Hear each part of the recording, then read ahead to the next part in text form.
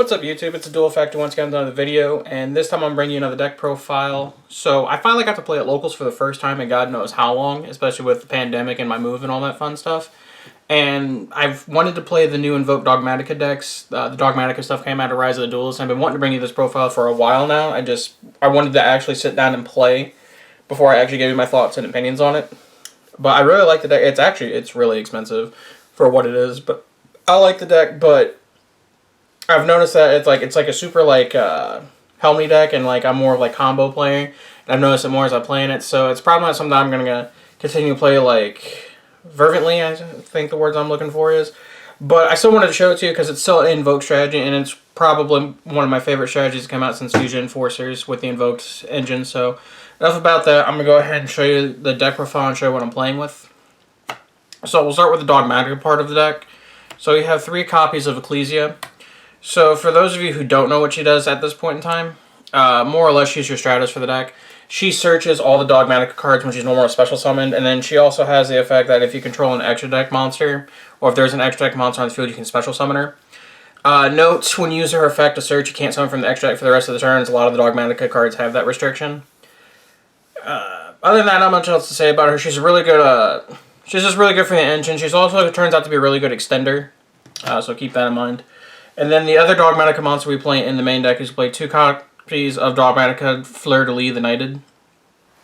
So what this card does is if a monster is summoned from the extra deck while in the main phase, you can special summon this card to the field, and then if you control a Dogmatika monster, when you special summon this card, you can negate a card in the field and it doesn't target. So a lot of people, it's an out to a lot of problematic cards, and then also whenever an attack is declared with Dogmatika cards, they gain 500 attack. So it allows you to push for game a lot easier with this card. I only play 2 because it's searchable, and you really only need the 1 to resolve to win the game. I'm not playing Maximus in this build, mainly because I respect the Dogmatika Invoked Mirror Match, and I know the areas that I play in play a lot of decks similar to this. For example, we made the joke at board night that it was in Vocals because we had 5 Invoked players, so bear that in mind. But other than that, yeah, I've had no issues with it. I might play around with Maximus. I don't like it blind game 1 because you never know what, because your opponent's extra deck could also be prepared for Dogmatika, especially since it just won recent LCS, so keep that in mind. So if we're on to the Invoked part, Alistair the Invoker, not much to say about him. He's a 1-card engine. He's 1-card instant access to Makaba. You can make Purgatrio, and then the new fusion monster you can make with him too. I can't pronounce its name, but there's that. And then for engine playing in the deck, I'm playing the Dragoon engine, and so the Run Red Eyes and the 1 Dark Magician. At first, when I built this deck, I thought it was necessary because it's more or less a win con that the deck needs. And Dragoon's an insane card, right? You summon it and it lets you push for game, it's instant negate, there's so many things, and it's really hard to out. The card's really good. But after playing this deck in a couple matches and at a locals and stuff like that, I don't think the Dragoon package is as needed, especially since it really conflicts with your Dogmatika cards, especially since you're locking yourself out of the extra deck. But at first, I thought it was, like I said, it's just really good. It's just a super easy win con the deck had access to. But those are the necessary breaks for it.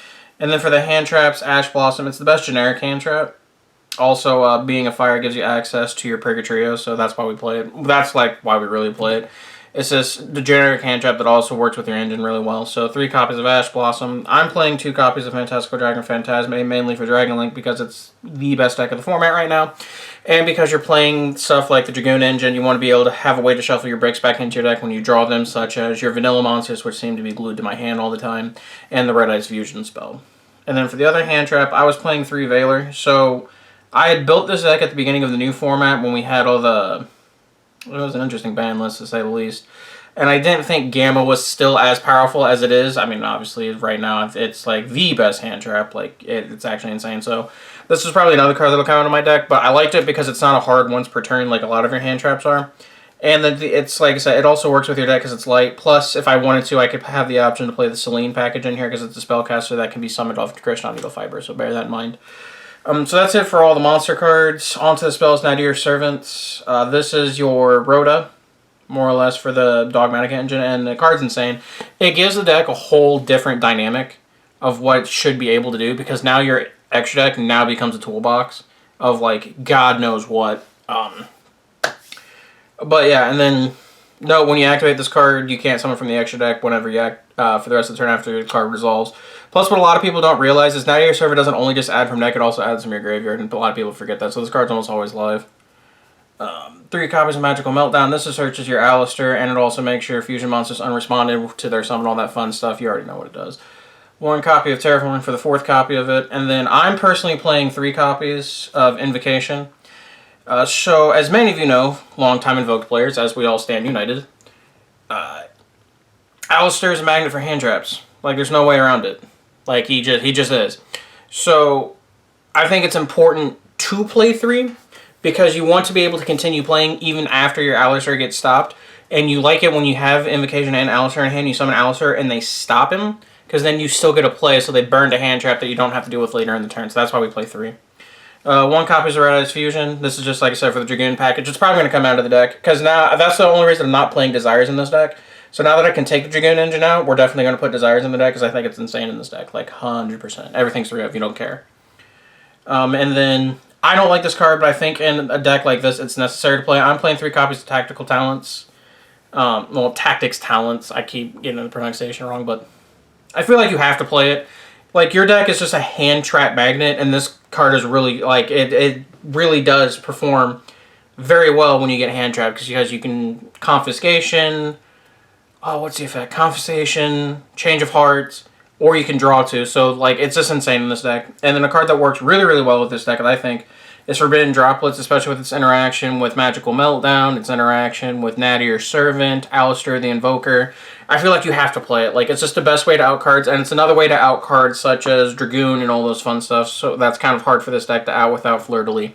So, yes, they are expensive, but I feel like in a deck like this, you have to play them. And then for the trap cards, we play 3 copies in Perm. This is one of the... I think this is definitely mandatory hand trap right now. The card's insane. Then 1 copy of Punishment. It's like the best and worst interaction in your deck. Yes, it pops 2 cards and deals with a lot of stuff that your deck can't naturally. The problem is you can't special summon from the extra deck until the end of your next turn. So if you activate on your opponent's turn, flips over your turn, you still can't summon from the extra deck, so you can't go into your invoked part of it. So that's where it kind of conflicts, but it's really good. And then 1 copy is Schism. Don't know if I'm going to continue playing this card, but being able to open the window lock on your opponent when it's necessary is like actually really strong. So that is the main deck. It is 40. And then we will get on to the extra deck for you. So for the extra deck, the Invoked cards, for the namesake of the deck, we are playing 2 copies of Invoked Macabre. Not much to say here. It's the best Invoked fusion monster you have access to, so that's why we're playing it at 2. 1 copy of Purgatrio. This is the game ender. That's the only time you're going to see this card, so usually you only summon it when it's safe. And then, I don't know how to pronounce this card, but it's Invoked Ogedes, I think it is. Is this another monster to go into that's not like Elysium or something like that? It has a little bit easier like fusion summoning requirements, especially it works really well with Nadir Servant because you send Titaniclad, so I already have a fusion monster. But it's a really good form of interruption, and it can't be responded to because of Magical Meltdown, so keep that in mind. For the non-invoked cards, we played Titaniclad, the Ash Dragon. This is what lets you search Fleur-de-Lis during the end phase. Keep that in mind. Then 1 copy of App Cologne and 1 copy of Winda. This is for your Shaddoll Schism. More or less, this card's insane. And then the man himself, Red Eyes Dark Dragoon.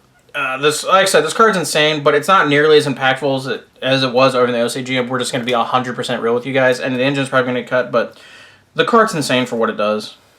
And then I'm playing 2 copies of Nence. It works really well with Punishment. It also works really well with Nadir Servant, so that's why we're playing it. And then I'm also playing 1 copy of Nova and 1 copy of Omega to work alongside with Nadir Servant. Also, it's for the mirror, so in case I decide to go blind Maximus game 1, you punish them for them doing it. Like, that's the only reason it's in there. And then the Thrinkling monsters, you play Almirage, you play Secured Gardener. This is what makes your Invoker a 1-card Macabre. And then because you're playing the Dragoon package, we play the 1 copy of Predaplant Verde Anaconda. And that is my Dogmatika Invoked deck list. Don't forget to like, comment, subscribe, tell me what you think about the deck list. There's some other stuff I really want to show you guys. Like, I just picked up all my Gishki core again, back in DT, and Gust Cracking went to 3, so I actually really want to show you a Heretic Gishki deck, or just a Gishki deck in general. It doesn't necessarily have to be Heretic. I do want to play another Thunder list. I want to play Salamangreat, because one, we got Super Paralog Seeds. I'm super excited about that. But, like, it's just a super interesting deck, because, honestly, if you think about it, it's just like Access Code Talker Turbo. where all you do is grind your opponent out, and then when you can, you just make an access card and kill them. I actually really like that deck. And there's some other stuff I actually want to show you. Like, I want to play some more Infernal Mobile. Like, there's a lot, and hopefully I get to start going to locals more often, too. So, thanks for watching. Don't forget to subscribe, and we'll catch you in the next video. Peace.